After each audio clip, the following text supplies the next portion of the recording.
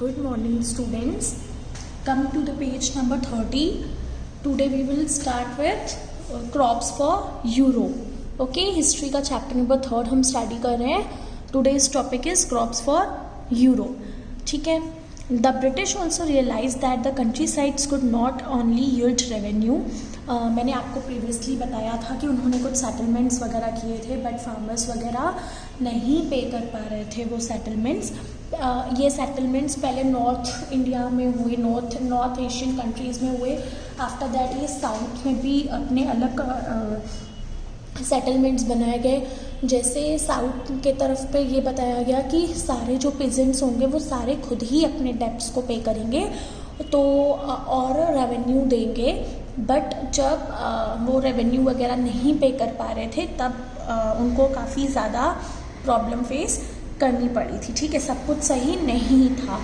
तो आज हम स्टार्ट करेंगे क्रॉप्स फॉर यूरोप. तो अब जो ब्रिटिशर्स हैं वो ये रियलाइज़ कर चुके थे कि जो कंट्री साइड के लोग हैं वो प्रॉपर हमें रेवेन्यू नहीं प्रोवाइड कर रहे हैं. It could also grow the crops that Europe required. और वो जो भी क्रॉप्स वगैरह ग्रो कर रहे हैं वो वही क्रॉप्स ग्रो कर रहे हैं जो यूरोप को चाहिए. By the late 18th century, the company was trying to its best extend to the cultivation of opium and indigo. अब opium and indigo. ठीक है. अब जैसे ही 18th सेंचुरी का लास्ट आया उस टाइम पे कंपनी ने क्या स्टार्ट कर दिया कि अब वो किसका क्या ग्रो करवाना चाहती है, ओपियम यानी अफीम और इंडिगो को ग्रो करना चाहती है. ठीक है. तो in the end of the century and half that followed the British persuaded or forced cultivator in various parts of India to produce other crop like jute in Bengal.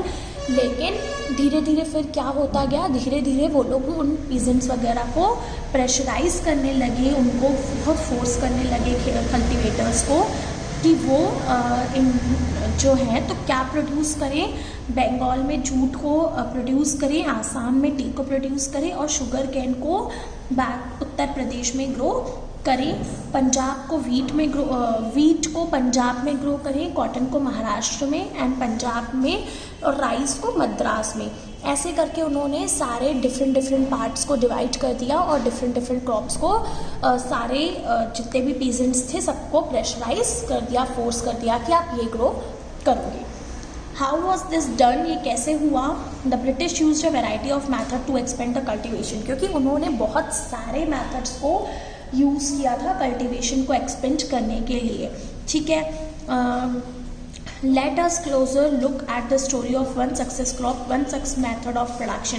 तो ठीक है, उन्होंने बहुत सारे क्रॉप्स को ग्रो करने के लिए अपने यूज़ के हिसाब से, यूरोप को जो चाहिए अपने यूटिलाइजेशन, अपने नीड के हिसाब से लोगों पीजेंट्स को प्रेशराइज कर दिया कि आप ये सारे मेथड्स को यूज़ करो. तो वो कौन कौन से मेथड्स हैं तो वो हम स्टडी करेंगे आगे. और हम पहले तो एक स्टोरी पढ़ेंगे एक क्रॉप की और उसके मेथड ऑफ प्रोडक्शन की.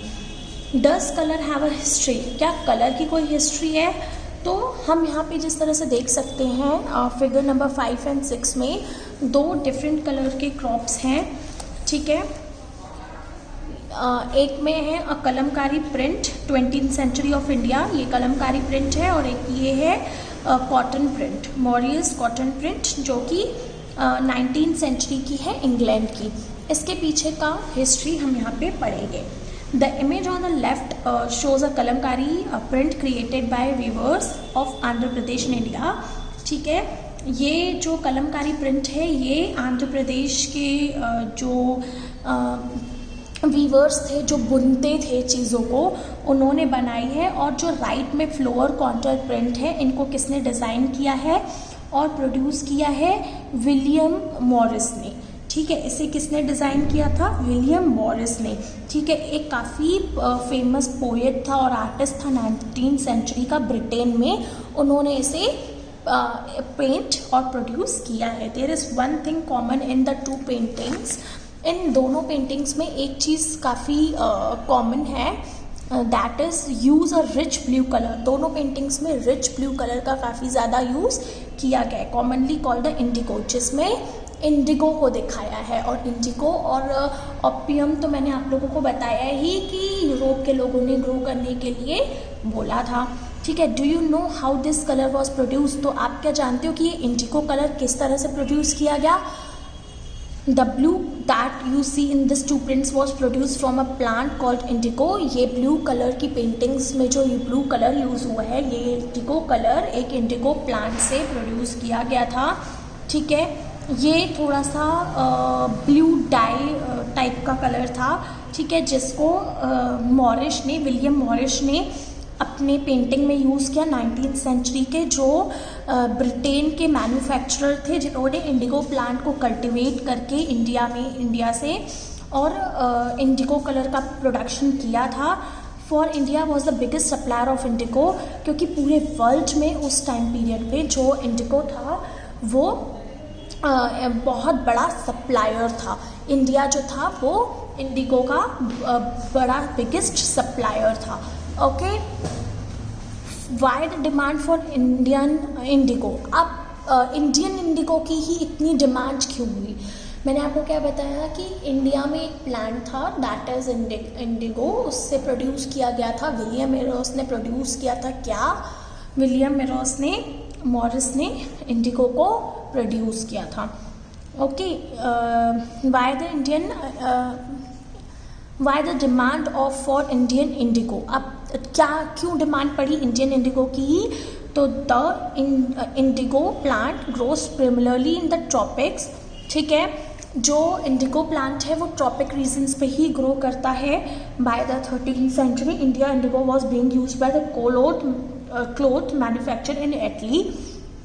तो 13th सेंचुरी की बात है, जो हमारा इंडियन इंडिगो है वो सबसे पहले कहाँ इंट्रोड्यूस हुआ था? इटली के क्लोथ मटेरियल वगैरह में मैन्युफैक्चर होने में स्टार्ट हुआ था, फ्रांस और ब्रिटेन में, ठीक है। एक डाई क्लोथ को डाई करने के लिए इंडिगो प्लांट का यूज़ किया गया था। However, only small amount of Indian indigo reached the European market and its price was very high.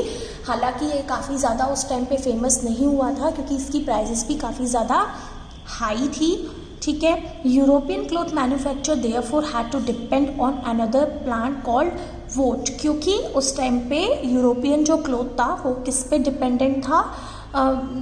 एक अलग प्लांट पे, वोट नाम के एक प्लांट पे, जो कि वॉयलेट कलर देता था और वॉयलेट कलर से ही उनको डाई वगैरह क्लॉथ को किया जाता था।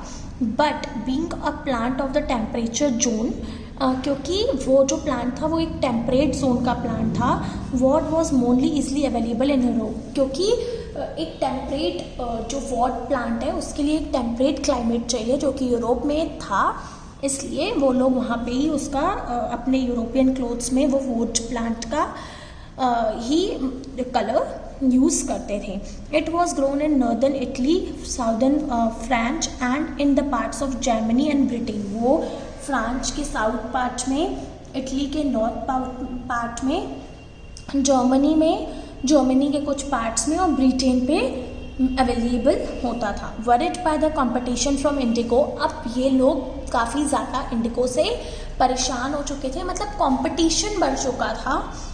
तो woad producer in Europe pressurise their government to ban the import of indigo, ठीक है। काफ़ी ज़्यादा कंपटीशन के कारण से परेशान होकर के जो वोट के प्रोड्यूसर्स थे उन्होंने यूरोप की गवर्नमेंट को काफ़ी ज़्यादा प्रेशराइज कर दिया था कि वो इंडिगो को इम्पोर्ट करना बैन कर दे, है ना, वो इंडिगो को इम्पोर्ट करना बैन कर दे।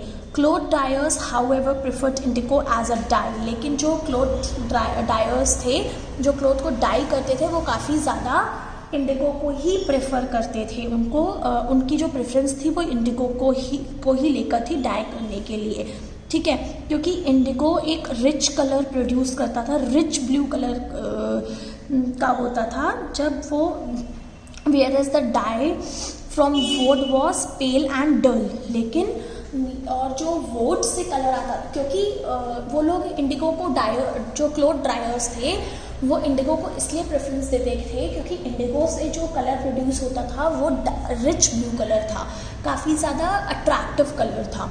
लेकिन जो वोट प्लांट से कलर प्रोड्यूस होता था वो थोड़ा सा पेल था, पीला सा था और थोड़ा डल डल था, है ना।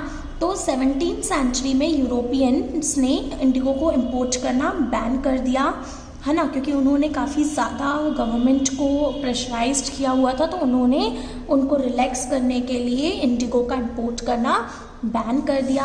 अब the French began cultivating indigo in south Domingue in the Caribbean islands. उन्होंने कैरेबियन आइसलैंड्स में फ्रांस ने भी स्टार्ट कर दिया इंडिगो को कल्टिवेट करना। The Portuguese in Brazil, the English in Jamaica and the Spanish in Venezuela. Indigo plantation also come up in the many parts of North America. अब जो Indigo की प्लांटेशन है वो धीरे धीरे जो नॉर्थ अमेरिका के बहुत सारे पार्ट्स में फैलने लगी। मतलब अब बहुत जैसे ही फ्रांस ने स्टार्ट किया, है ना, इंडिगो का प्रोडक्शन, इंडिगो का कल्टीवेशन, तो जमैका ने भी, स्पेनिश ने भी और नॉर्थ अमेरिका के काफ़ी सारे पार्ट्स में भी इंडिगो की प्लांटेशन स्टार्ट हो गई। ठीक है, तो by the end of 18th century the demand for India indigo grew further. और धीरे धीरे धीरे धीरे जैसे ही 18th सेंचुरी का एंड आता गया तो इंडिगो की जो डिमांड है वो बढ़ती ही गई। Britain began to industrialise and its cotton production expanded. और ब्रिटेन फिर क्या करना चाहता था, वो इसे और ज़्यादा आगे बढ़ाना चाहता था, इसका प्रोडक्शन और ज़्यादा एक्सपेंड करना चाहता था। ठीक है, वो अपना एक एनॉर्मस यानी विशाल मार्केट बनाना चाहता था जिसमें सिर्फ उसी की डिमांड हो क्लोथ्स को ड्राई करने की। ठीक है, जिसके लिए उसने इंडिगो की डिमांड को इंक्रीज़ कर दिया। अब जो पहले से ही सप्लायर्स थे वेस्ट इंडीज़ के और अमेरिकाज़ के, वो काफ़ी ज़्यादा परेशान हो गए थे इन सारी वैरायटी के रीजन्स के कारण, इन सब चीज़ों के कारण वो काफ़ी ज़्यादा परेशान थे। जो वेस्ट इंडीज़ और अमेरिका के सप्लायर्स थे वो इनके इंडिगो के इतने ज़्यादा डिमांड होने के कारण यूरोप में परेशान हो चुके थे। Between 1783 and 1789 the production of Indigo is the world fail by half. मतलब 1783 से 1789 इन 6 सालों में इंडिगो का पूरे वर्ल्ड में प्रोडक्शन काफ़ी ज़्यादा फैलने लगा। Cloth dryer in Britain now desperately looked for new resources. और फिर जो ब्रिटेन के क्लोथ ड्रायर्स थे, जब उनको पता चला कि डिमांड बहुत ज़्यादा है इंडिगो की, तो उन्होंने भी नए नए सोर्सेज ढूंढ लिए कि हम किस तरह से इंडिगो का सप्लाई करें। ठीक है, अब इन्होंने ये बहुत सारे तरीके तो सोर्सेज तो ढूंढ लिए, लेकिन उन को कैसे मतलब वो लोग मतलब डेस्परेट तो हो गए थे वो सोर्सेज को ढूंढने के लिए, लेकिन किस तरह से उन्होंने प्रोडक्शन स्टार्ट किया, किस तरह से उन्होंने आगे बढ़ाया इंडिगो को, कैसे उन्हें मिला, किस तरह से उन्होंने प्राप्त किया, ये सब हम नेक्स्ट वीडियो में डिस्कस करेंगे। Thank you.